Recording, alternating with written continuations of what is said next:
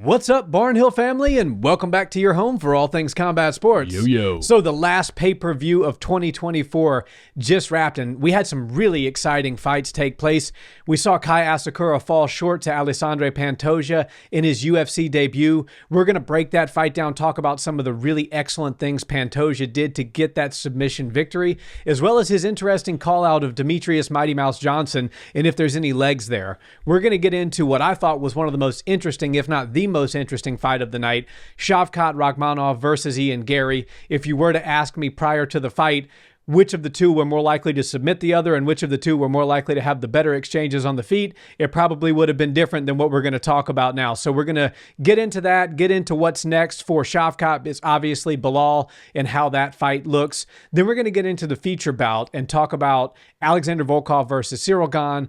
Was Volkov robbed? Did he get screwed over by the judges, or did they have it right and Gane did actually beat him in their rematch? And then finally, we're going to talk a little bit about Thug Nasty versus Kron Gracie, as well as Evloev versus Aljamain Sterling, and talk about what's shaking at 145. But Nick, I think we start at the top at 125. Kai Asakura. Listen, I'm here for the Kai Asakura experience. Oh yeah. You know, Michael Venom Page, Kai Asakura, Michael Chandler. These are all really good fighters that have come in from other organizations, and they don't necessarily. None of them got an immediate title shot like Asakura. However, they don't necessarily need that to be exciting in MMA, in the UFC. Right. You know, Venom Page, he's got his own style. He brings a lot of excitement and fun to fights, and there's some fun fights the UFC are looking to make for him. And I think, much like MVP, the UFC should do the same with Kai. Let him have some fun. Let him work some opponents that would probably give some good looks for him, good stand-up matchups and things like that. But I think the resounding thing that we kind of knew, because we both did predict Pantoja to win. I, by the way, predicted him to win by rear naked choke in the second or third round, perfect. I might add. But you know, we saw that the level in other organizations just is not that of the level of the UFC, and last night was a shining example of that. So want to get into your thoughts on Pantoja's performance. Looked as good as ever. What could be next for him? And then talk about the DJ fight and that call out. Oh, I love the fight. I love the call out. Can't wait to get into that. But the fight was very fun, and it went exactly how we thought it would. From early on, explosive, exciting, and not just from Kai Asakura. Pantoja went out there, bit down on his mouthpiece, and was landing some heavy shots of his own right from the beginning. Now, what stuck out to me was the explosivity and the electric striking style that Asakura has. Obviously, we've all seen his highlights, especially leading up to this fight, and we've seen some really awesome striking, some high-level stuff, and almost some things that you don't see in the UFC. Part of that has to do with his fighting style, and part of it has to do with the rule set that he was allowed to fight with over in Rizin.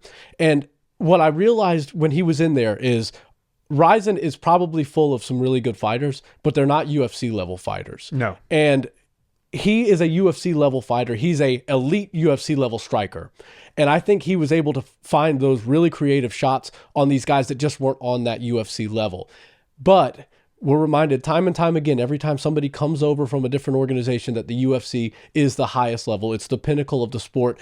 And just when we, you know, as fight fans, we get a little bored of a division. Let's say 25 needs a little juice. We always think the grass is greener, and we look for somebody else from somewhere else. And Asakura was a perfect one. I think he's probably one of the hottest prospects in MMA that wasn't in the UFC leading up to this fight.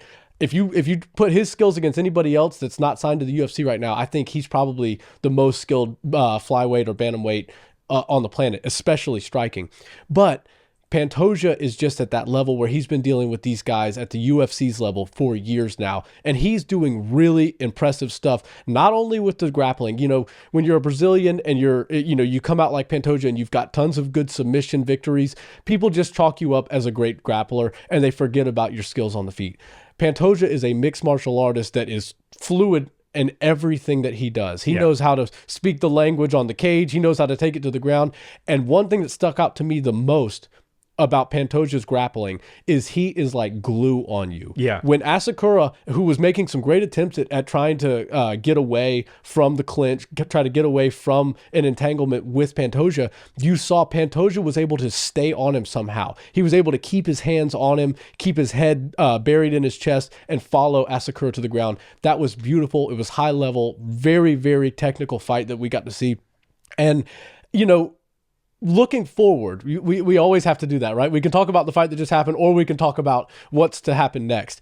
I think Pantoja did the perfect thing. Who's the flyweight GOAT? Well, of course, it's DJ. He's the GOAT in across all weight classes for a lot of people. Should be top 3 on anybody's list, regardless of weight class. Right. And, he had a great career in the UFC. Records will probably never get touched again in the flyweight division. He went over to one. Again, they brought over a guy. They did a little trade-off. Ben Askren, he ended up being a dud. I don't think Asakura will be the same kind of dud as Ben Askren. But DJ went over there, had a very successful career in one, and then he called it. And ever since then, he's been doing his thing. He's growing a great YouTube channel, still doing his gaming like he loves to do. And then the other thing he's doing is he's grappling a lot. He seems to be entering in these jiu-jitsu tournaments, not a prize fight like he's used to getting paid for at the end of these competitions. He's just going out there, signing up, paying his $150 or whatever it is to get into the tournament and competing with these guys. And winning. Right, exactly. So he's doing a great job. And I think that Mighty Mouse is a competitor through and through, all the way down to the core. And I think that if he gets called out by a guy in the UFC, he's done. He said he's done fighting. He said he's done with one. He said he doesn't want to get out there again, but he's a competitor. And he just got called out by a guy who owns his former throne. So I feel like DJ probably will come back for one fight. And if there is one fight, it's only going to be for the UFC. It's going to be for the belt, and it's going to be against Pantoja. Well, if the UFC could do if it's possible to do big numbers at 125, it would be Pantoja versus DJ. Right. Biggest for sure for the division. Absolutely. And DJ's beloved. I don't know any MMA fan that doesn't like DJ. You see John Jones, Anderson Silva, a lot of people love them and revere them, and rightfully so, but they also have a fair amount of people that, bring up PEDs, and nobody doesn't love Demetrius Mighty Mouse Johnson. Right. He is a martial artist through and through. Right. Now, DJ did say in response to Pantoja's call out on Twitter last night, guys, I was offered $2 million for a fight. I turned it down. I don't want to do this anymore. And so there you go. I think we have to take him at his word to a level. Right? How does 3 million sound? Right, exactly. to an extent, we have to take him at his word. And DJ is the kind of guy, he lives a very disciplined life. Right. He's not a flashy guy. He's not Sean O'Malley. He's not spending all of his money. Right. DJ's probably making a lot of money off of YouTube, off of streaming. One championship obviously paid him well. Sponsorships. Demetrius Mighty Mouse Johnson doesn't need money to come back and win. Right. So I think what he needs is that something that gets him out of bed. Yeah. And he's obviously still got the fire. Right. Because if you're competing in jiu-jitsu tournaments, you want to compete. I mean, it's a competition to some level, and DJ is now a black belt in jiu-jitsu. And one thing about mixed martial arts, it's completely different than jiu-jitsu. Right. And even more different than jiu-jitsu and the gi. So for him to go and kind of explore that part of martial arts to the point that he's entering and winning national and international tournaments at the black belt level, yes, he's competing in the masters divisions. And for those that don't know, in IBJJF jiu-jitsu, masters start after 30, so he's not competing against the Mikey Musmechis and the Ruotolo brothers, the or anything open like that. class. Yeah. He's not competing in those divisions, but he is competing against very high level grapplers, doing something that is completely different than what he did inside of that cage. And most of them only do jiu-jitsu. Exactly. They're only doing that, and he's coming over and doing that and then beating them. So DJ is a competitor through and through. And I brought up the jiu-jitsu because to me it makes for a really interesting matchup. What does Pantoja do better than anybody in the division? He submits people. Right. Now, there's a guy here on the local circuit in Houston. He goes by the nickname Superglue. Yeah. I forget it. Alton is his last name. Josh Alton, If I could ever steal a fight name from somebody and give it to somebody else, I would take the cannibal and I'd put Superglue on Pantoja. That was very a perfect accurate analysis there. I don't think anybody gets the back like Pantoja. I mean, that guy is absolutely ruthlessly hunting for the back, and he does it standing. He does it on the ground. He does it mid-striking exchange. And to see DJ now kind of working and focusing on that aspect of his game would make for a really interesting fight as far as the stylistic X's and O's are concerned. So I personally would love to see it. To me, it's a win-win situation for DJ. He comes back, he makes a bunch of money. The fans love him.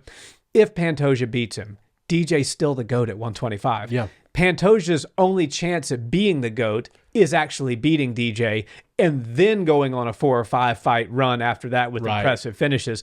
But if he could get DJ on that resume, it would make for a real compelling case. And DJ is, I think, 37, 38 years old now, but he looks like $1 million. He still lives the lifestyle. He's still in the gym every day.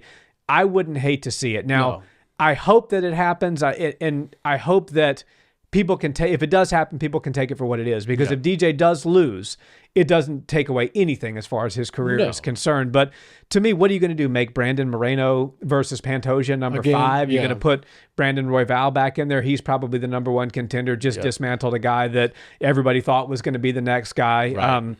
You know, what is next at 125 for Pantoja that gets people excited? And I think Alexandre Pantoja knows that there isn't much, which made for the really, in my opinion, really intelligent call out of DJ last night. So time will tell, but Pantoja talking about the X's and O's of the fight, unbelievable on the feet, willing to engage with a lethal striker. I mean, it doesn't take one quick YouTube search of Kai Asakura's highlights to know that you probably don't want to strike with that guy unless you're Pantoja. You're willing to do it, and then also not only do it, but actually land big shots of your own and then get the finish in the second round.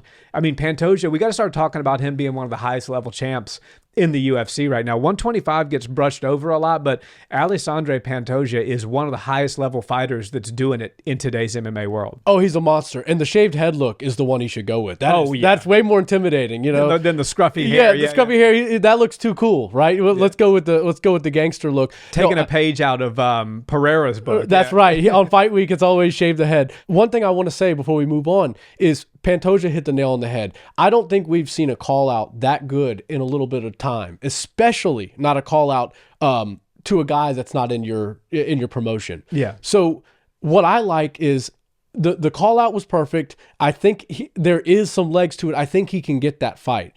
I also think, given the landscape of the division, the UFC would be willing to make that fight. And the other thing that really intrigues me is, look, we got to start to do some things to juice these divisions that need a little help out.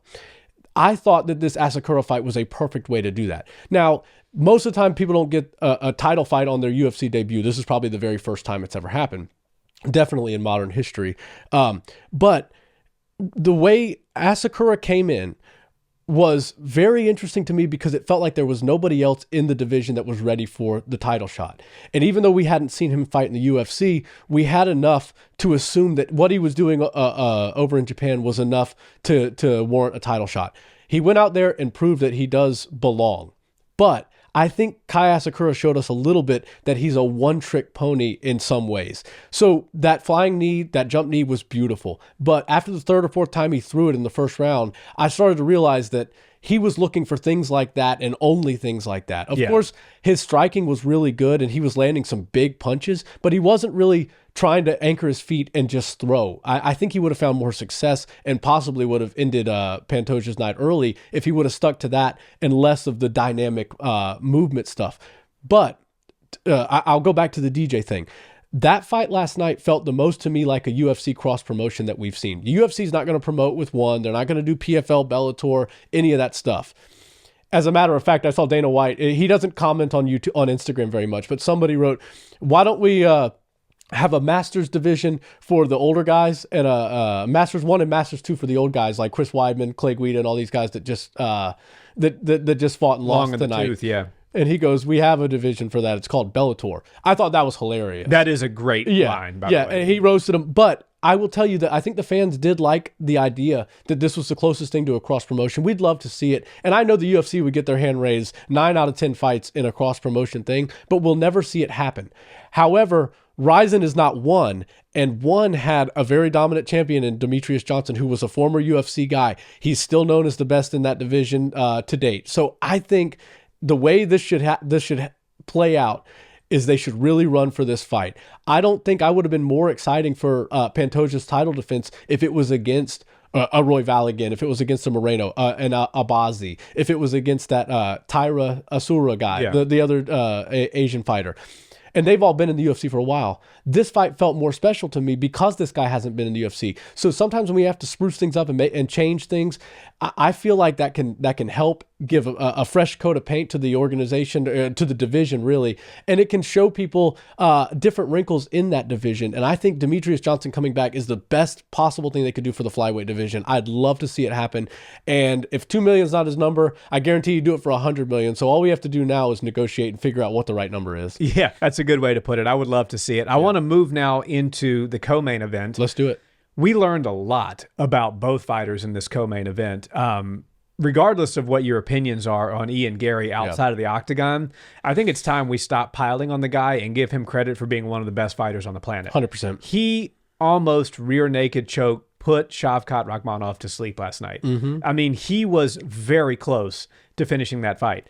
And if you had asked me prior to Rakhmonov versus Garry, and you were to say to me, one of these fighters is going to land the biggest strike of the night, and it's going to potentially rock the other guy. And then another one of the fighters is going to have the other one in a rear naked choke and be razor close to finishing the fight. For 2 to 3 minutes. Exactly. I would have said, okay, Ian Garry's going to land the best strike. Yep. Shavkat Rakhmonov's going to be the guy with the RNC. Uh-oh. I could not have been more wrong. Right.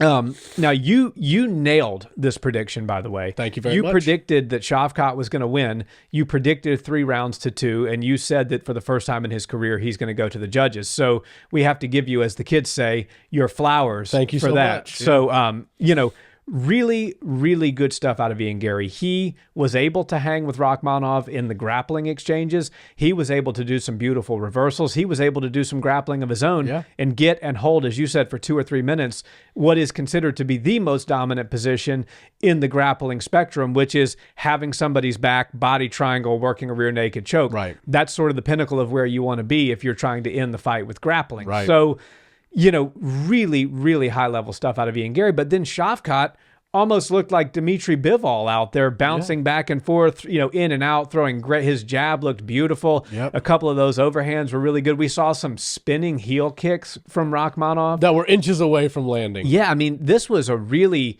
interesting fight, and not for the reasons that we thought it was going to be. Yeah. It was, we saw a lot of striking wrinkles out of Shavkat that we haven't seen before, and we saw some high-level grappling out of Ian Machado Garry. Very good. So leaning into what's next for Belal, what's next for Shavkat, sorry, we have Belal Muhammad. I think it was good for him to say, hey, Belal's here in the audience, bring him in, let's do our face-off. Yep. That kind of solidified the deal. To me, that was a good call on Rakhmonov's part, and Belal certainly played ball and got in there and faced off with him.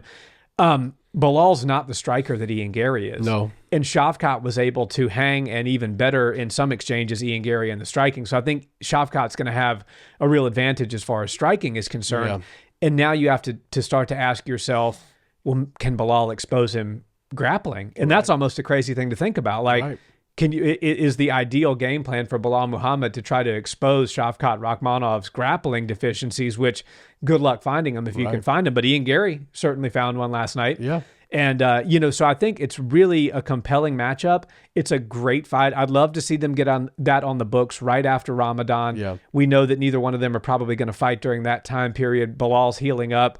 I say, sometime in May, let's make that fight happen. That is a really, really solid 170 next title fight. 100%. And before I get into the Ian Garry Rakhmonov, when they brought Belal in, he wasn't out there with no shoes on. But remember, Rakhmonov didn't have shoes on because he was just finished fighting, and he was towering over Belal. He's huge. I know he's a big guy, and Ian Garry was actually taller than him, which is crazy. But Belal is going to have a significant size disadvantage against Rakhmonov. I don't think he's going to be worried about that because he's built that way for a long time. He's been running good stuff in the division for a long time, so he's not worried about that. But it was interesting to me to see how much taller Rakhmonov was than Belal. But when you get into this fight, man, Ian Garry, I think we all knew that he was good on the feet and probably, deserved the 15-0 and deserved the ranking and the hype that was coming up behind him. But there was a different level of hype behind and an authenticity, behind Rakhmonov's hype. It felt to me like it was a little bit of a house of cards with Ian Garry. People were like, yeah, he's getting there. He's still winning all of his fights, but we don't really know how long this is going to last. Whereas Rakhmonov, people are like, he's just a storm and nothing's going to stop him anytime soon. what I realized in the first round of that fight, Ian Garry has some really good takedown defense. The best takedown defense we've seen out of a striker since Ciryl Adesanya showed us those new wrinkles in his game back when he was the champion at 185.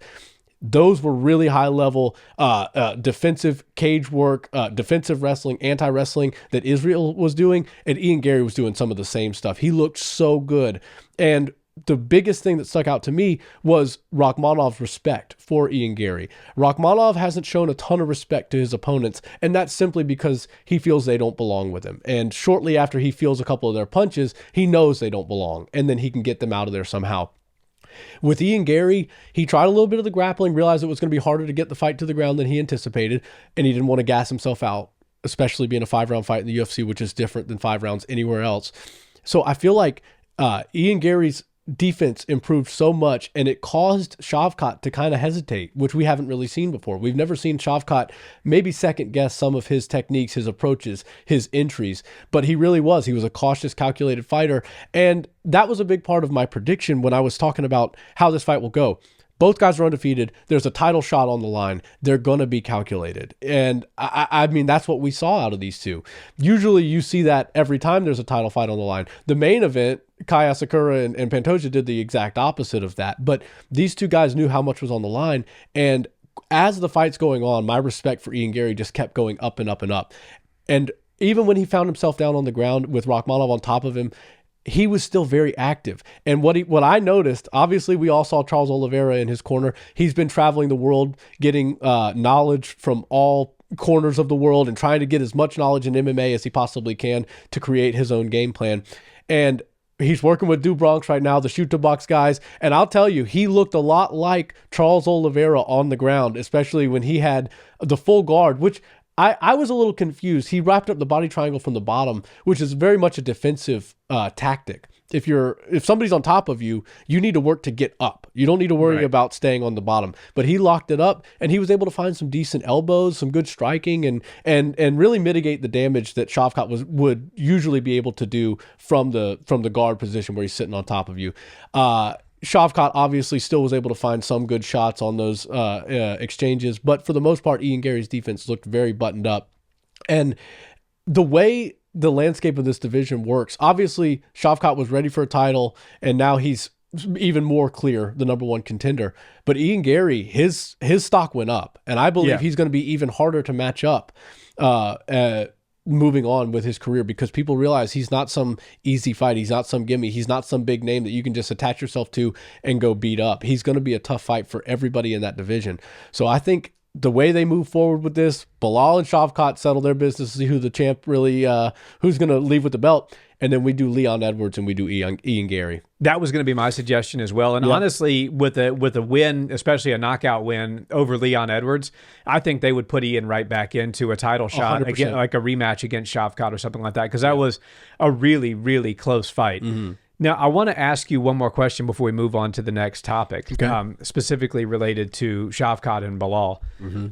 I think when we spoke before, you said that your clear-cut pick for Shavkat versus Belal Muhammad would be Shavkat. Right. After last night, seeing as how competitive that fight was with Ian Garry, does that change your opinion on what potentially could come with Shavkat versus Belal, or do you think Ian Garry was just that good and it doesn't really sway your opinion into thinking that maybe Shavkat's not ready for Belal Muhammad? So yeah, the first thing I noticed is Ian Garry was not as advertised. He's better than most people thought he was. And look, Ian Garry's been telling us he's the future, he's the truth for a while now, and it's taken us a while to really get behind him and understand that he's the level of a Shavkat Rakhmonov. And maybe it has to do with where he's from. Maybe it has to do with the way he's good on the microphone, or he's just, handsome figure, whatever. But I do think that his level of respect in the division will go up tenfold after his performance with Rakhmonov.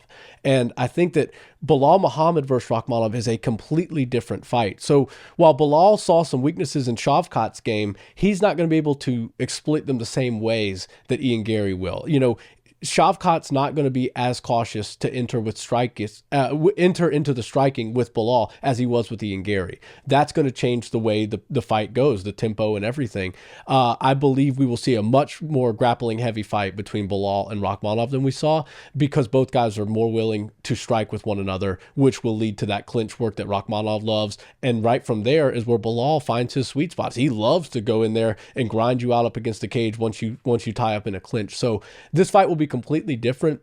I can't say my opinion or my prediction would change to going in Belal's favor, but I definitely see some of the holes in Rakhmonov's game now, and if he doesn't address them or figure out how to disguise them in his game plan and figure out a better way to go about fighting a guy like Belal, then Belal could actually shock the world. And I'm going to go ahead and say that I think Belal will be a slight underdog in that fight, but that's a pretty good odd. If you like to bet on fights, that's a solid one. Yeah, Belal as a dog in that fight would actually be a pretty good bet to consider. For sure. One thing he's going to be happy to have is 25 minutes. One, he was in the audience watching, but now he also has 25 minutes of tape with Rakhmonov that he can go back and study, and it's recent tape within the last couple of months of when they're going to square off. One thing about a guy who's never lost or who's never won a fight by decision until last night is that they usually get in there and they get out of there pretty quickly, and so the tape is kind of sparse. But 25 minutes of Shavkat Rakhmonov in a tough fight is going to be something that Belal will really benefit from, and his team will be able to analyze and kind of cater the game plan around that. So for sure, that's something good in his favor. I want to get into Mavsar. Oh, sorry. No, before we do that, I want to get into Gane versus Volkov. Feature bout. The feature bout. So to me, I thought that this fight did go in Volkov's favor. I was a little bit surprised by the judging. Yeah. Went back and looked at the stats. True transparency, I watched it the night of the fight last night. I have not gone back, turned the volume off, and rewatched it again. So take my opinion with a grain of salt here. But it looked to me from the fight and then looking at the stats afterwards that Volkov was the more active fighter. Yeah. He had the better of the exchanges. He had some nice grappling and stuff like that. And to me, he should have won the fight 29-28, 2 rounds to 1. Bit surprised by that. Were you as surprised by the decision as I was? I was surprised by the decision. I had Volkov winning, and when you're watching a fight as a whole live with the audio and everything, it can be a little bit difficult. You're listening to the reactions of the crowd and the reactions of the people that are in the room with you, that you're watching the fights with. And for me, certainly fights should be watched round by round, but you also have to take them in as a whole, and that's what we consume them as. And I felt like Volkov had the moments. He had serious moments. He had great control. He showed he was the more versatile and poised martial artist. So Ciryl Gane was able to find success in what he does, and he was able to do just fine. I don't think it was that bad of a robbery.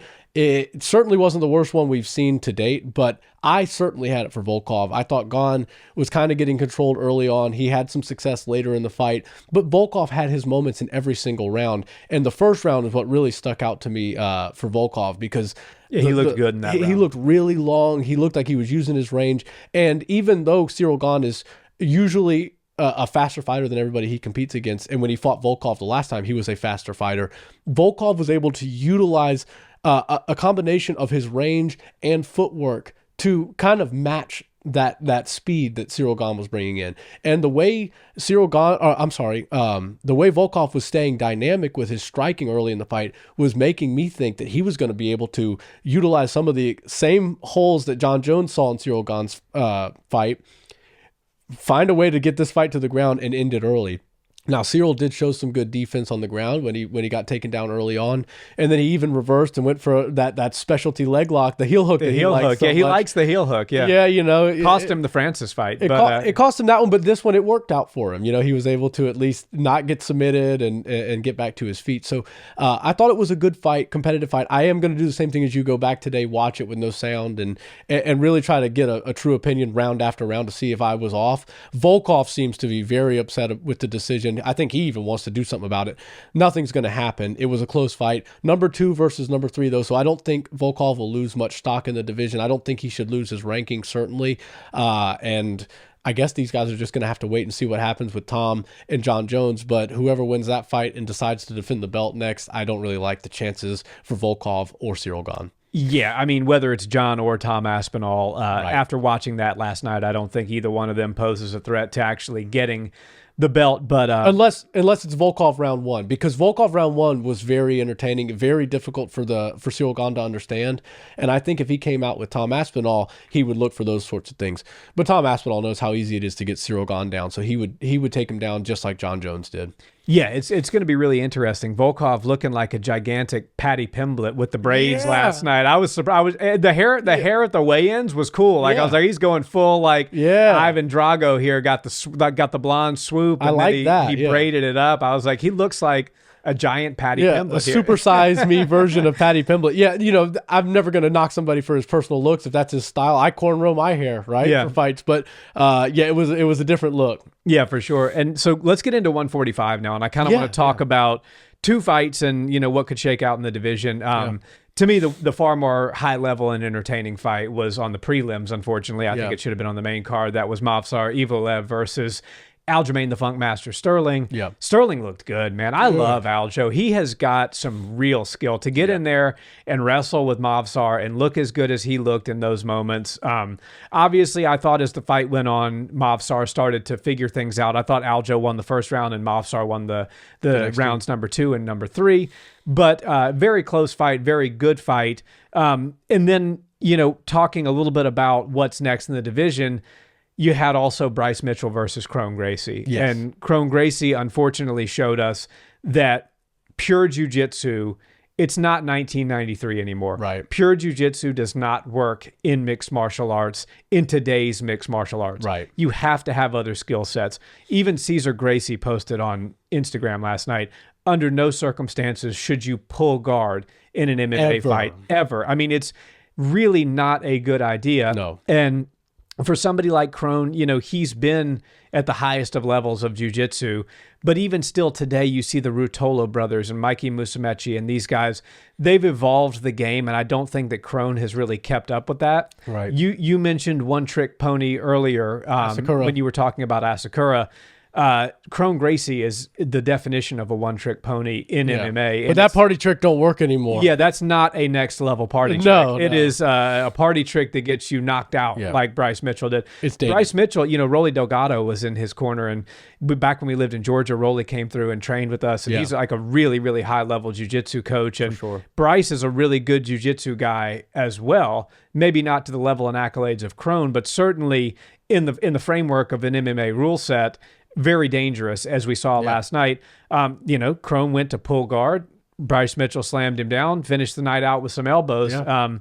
What are your thoughts on what's next for the division? I'm seeing people saying we should go ahead and make the Evloev versus Mitchell, see what happens there, because Ilia Topuria is probably going to fight Volk next, and then just get your thoughts on whether or not the card placement was wonky to you and what could be next for Kron Gracie. Yeah, the card placement was wonky, and I guess maybe because Bryce Mitchell is very entertaining and Kron Gracie he's got the last name. Yeah. So that's like historical. That's like a piece of history that's taking place before us. So and he's the only one still in the UFC carrying that last name. Right. And he's 5-2 in MMA, and your point about him not maybe staying up to date with the Mikey Musumeci's, the Gordon Ryans, you can't do that. Those guys focus on jiu-jitsu 100%.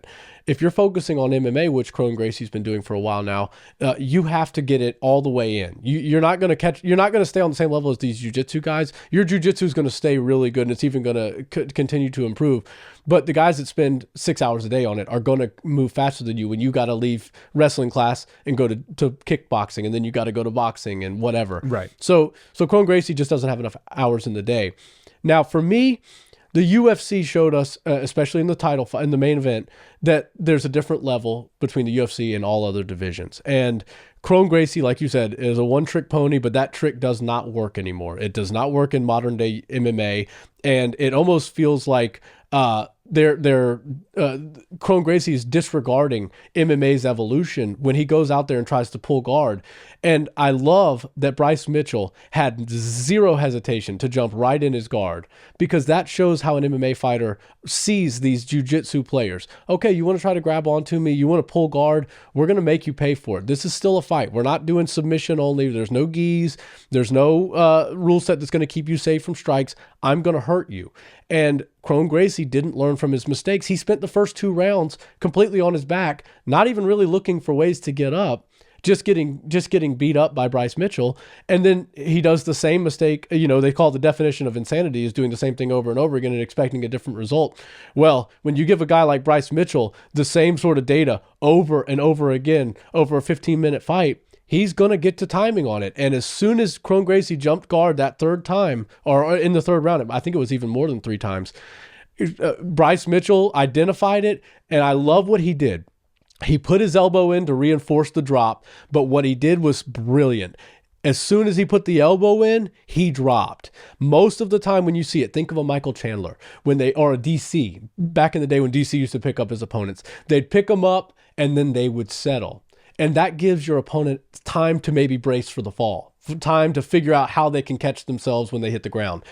Kron Gracie, it didn't even look like he was thinking about catching himself on the ground. He was ready to go to the ground like that fully. But Bryce Mitchell had 2 other times and 2 other rounds to see that same thing happen, and he wasn't going to let it happen the third time without paying for it. Kron Gracie obviously felt the effects of what modern MMA does to jiu-jitsu when you don't evolve. And look, I like Kron Gracie, but he's a 5-3 fighter right now. He has no business being on the main card of a UFC pay-per-view event. And when you've got guys like undefeated Movsar Evloev and Aljamain Sterling, former champion, putting on the high-level performance that they put on the prelims, and then you've got Kron Gracie pulling guard and getting slammed. Now, I love the knockout. It's going to do great for the UFC. People are going to see that were on the pay-per-view card, but show a little respect to these former champions. Show a little respect to these undefeated monsters that are title contenders.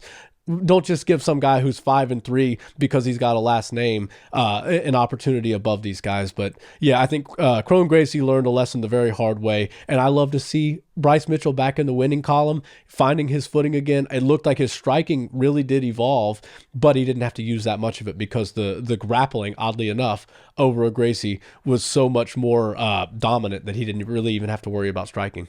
Very well said. Thank you. That kind of leads me into my final question of the day, which is Movsar is probably next for the title against Topuria. I mean, after Volk, they're talking about doing Volk too, and then presuming that Ilia Topuria does get his hand raised in that, which I think general consensus will say that he will. Yeah, I don't want to see Volk fight that again. As much as I love Volk, I think Ilia's got his number now, and it's just the father time is catching up to Volkanovski. Yep.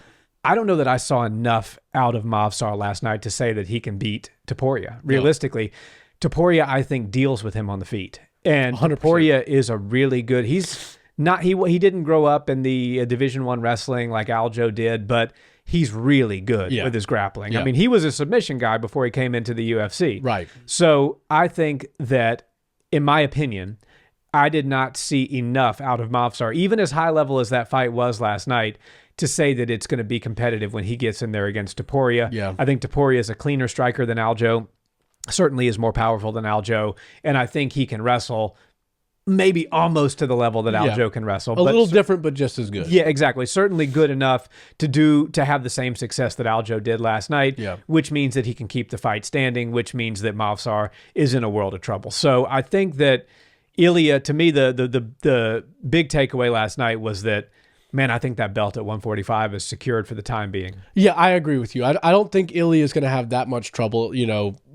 Let's just say Bryce Mitchell goes on a tear. We've already seen how that fight happened. And I love Diego Lopez, but I don't see that being ultra competitive unless it's just... Diego's too wild. Yeah. It's fireworks at the beginning. Somebody can get caught. That's how Diego wins that fight. But he's not going to beat him over 25 minutes. And Ilia has Volk's number. I want to see Volk have some fun. I don't want to see one of our favorite fighters get cleaned up again. And usually when a younger, now champion beats you the second time you come around, it's only worse for you. So, yeah, I get it that they need to put Volk in because he's done so much for the division. He deserves it, and I would never want to take that away from him. But Movsar does seem like eventually he's going to become the undeniable number one contender. He's going to get his title shot. But remember, he has 0 finishes in the UFC, so a cool knockout by somebody, or even after Aljamain's performance last night, a lot of people thought that he looked really good out there. Maybe he didn't win, but he certainly proved that he belongs in the top of the division. So stylistically, I'd love to see Aljo get himself a couple of wins and find a way to that title, because I think that might be one of the most intriguing matchups for Ilia at the division. Pretty soon, Ilia is going to have to move to 55 because I don't see that many people posing a threat to him. But after last night, I think Aljamain Sterling actually poses more of a threat to Ilia's title than Movsar Evloev. That's a really interesting take, and I think that's oddly enough. Yeah, I think that's a perfect place to leave it. But I think Topuria, he's set for a little while. I agree. Guys, thanks so much for watching this video. We do have one small favor to ask. Yes. We're trying to grow the audio-only version of our show. So if you listen to podcasts on Apple Podcasts, on Spotify, wherever you get your audio podcasts, if you want to hear us driving in the car, please go on and follow the podcast online. Give it a like, and if you would be so kind, give us a 5-star review. We're trying to grow the audio section. We really appreciate the family that we've grown here on YouTube and on our other social medias, but if we could grow the audio as well, that would be just fantastic. Have a wonderful day. I hope you enjoyed the fights, and we will see you next time. Peace.